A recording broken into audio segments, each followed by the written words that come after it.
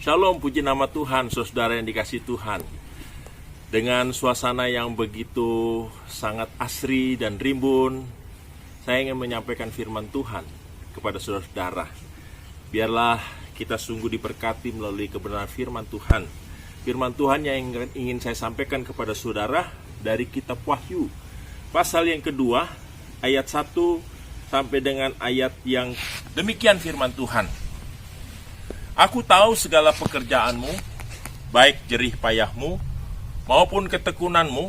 Aku tahu bahwa engkau tidak dapat sabar terhadap orang-orang jahat, bahwa engkau telah mencobai mereka yang menyebut dirinya rasul, tetapi yang sebenarnya tidak demikian, bahwa engkau telah mendapati mereka pendusta, dan engkau tetap sabar dan menderita oleh karena nama. Namun demikian, aku mencela engkau, karena engkau telah meninggalkan kasih-Mu yang semula.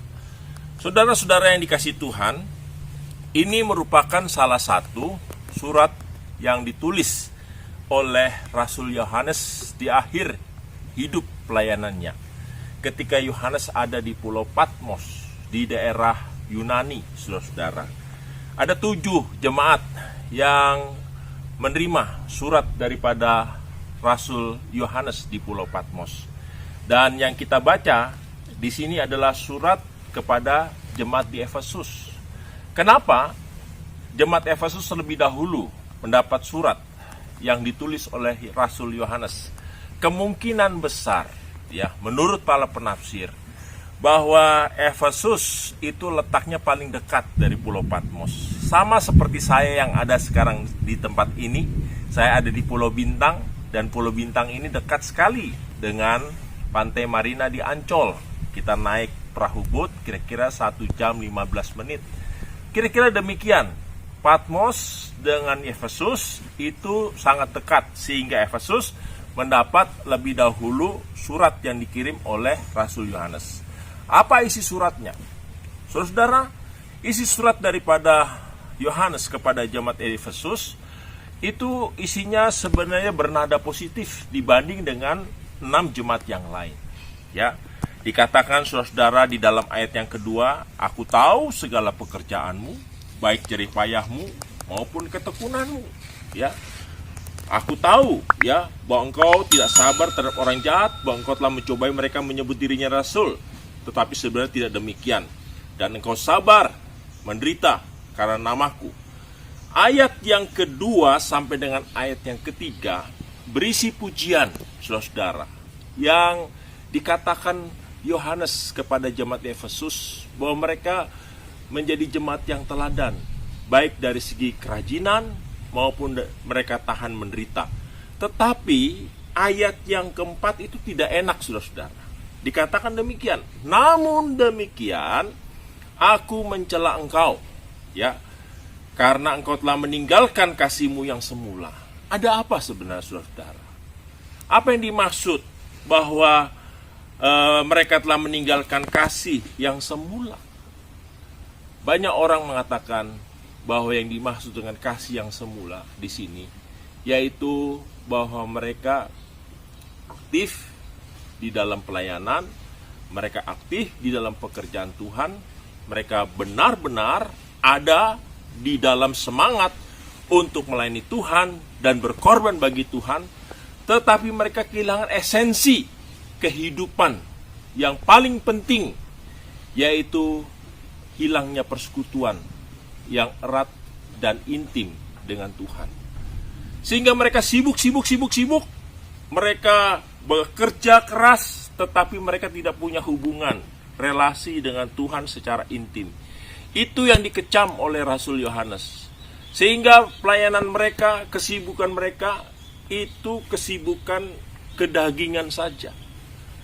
Dan itu mengakibatkan akhirnya mereka merasa bahwa pelayanan itu hanya sebatas tugas. Hanya sebatas kewajiban. Bukan sebagai ucapan syukur oleh karena kita mengalami hidup yang telah dimerdekakan dan diselamatkan dan ditebus dari dosa. Sehingga kita punya relasi dan hubungan yang baik. Dan Rasul Yohanes melihat bahwa jemaat Efesus sudah tidak lagi memiliki kehidupan pribadi di dalam persekutuan yang intim dengan Tuhan. Itu yang dicela. Yang dicela oleh Rasul Yohanes. Saudara-saudara yang dikasihi Tuhan, kita seringkali mungkin sama pada masa kini, seperti jemaat di Efesus, kita masih melayani Tuhan. Kita masih aktif ikut komisi pelayanan ini, ikut pelayanan ini, bahkan kita melakukan pelayanan-pelayanan yang sangat luar biasa. Tetapi masih adakah kita memiliki persekutuan dan hubungan pribadi dengan Tuhan?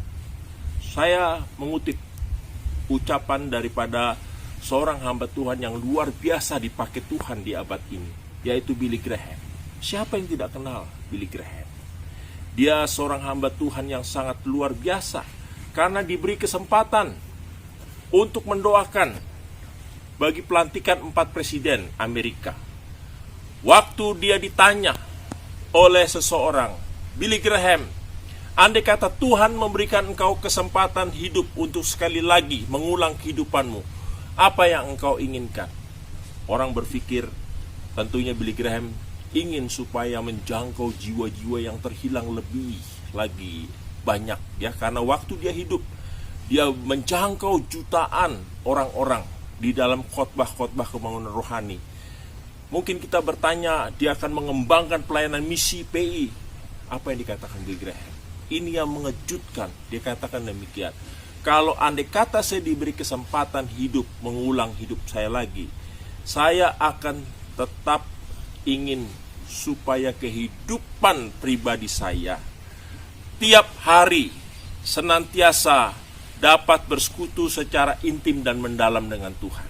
Maka motonya yang terkenal, saudara-saudara, ya, moto yang terkenal dari Billy Graham apa? Aku menganggap satu hari yang gagal kalau aku belum bisa menikmati firman Tuhan dan berdoa dengan Tuhan setiap hari.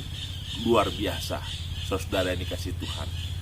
Apa yang ditulis oleh Rasul Yohanes kepada jemaat di Efesus pada masa kini, ini merupakan peringatan buat kita, bagi para pelayan Tuhan, bagi jemaat Tuhan, bahwa pelayanan penting, misi penting, PI penting, tetapi yang tidak kalah penting yaitu hubungan pribadi dengan kita. Karena di dalam hubungan pribadi kita dengan Tuhan, disitulah kekuatan kita di dalam kita melayani Tuhan. Sehingga apa yang ditulis oleh Rasul Yohanes ini menjadi peringatan. Dan surat ini diakhiri dengan kata-kata yang cukup tegas dan keras, saudara-saudara. Apa yang dikatakan Rasul Yohanes dikatakan demikian. Ayat yang ke-7, ya. Siapa bertelinga, hendaklah ia mendengarkan apa yang dikatakan Roh kepada jemaat-jemaat. Sebelumnya ayat yang ke-6, dia minta, kalau kita sudah meninggalkan persekutuan, kalau kita tidak lagi hidup di dalam persekutuan dengan Tuhan, supaya bertobat. Tetapi kalau kita tidak bertobat, ayat 7 berlaku. Dikatakan siapa bertelinga, hendaklah ia mendengar, saudara-saudara. Biarlah kita jangan mengeraskan hati. Jangan kita merasa bahwa kita sudah memiliki pelayanan yang luar biasa, kita tidak perlu persekutuan dengan Tuhan. Persekutuan itu sesuatu hal yang sangat fundamental dan penting.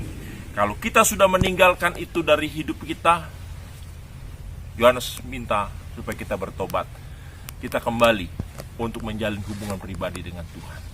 Biarlah firman Tuhan ini, saudara yang dikasihi Tuhan, sungguh-sungguh mengingatkan kita, bagi pelayan Tuhan, jemaat Tuhan yang hidup di akhir zaman ini, jangan sekali-sekali kita meninggalkan persekutuan pribadi yang intim dengan Tuhan. Karena disitulah letak kekuatan kita untuk kita tahu apa yang Tuhan kehendaki di dalam kehidupan kita, baik untuk pelayanan maupun juga di dalam kehidupan kita sebagai anak Tuhan.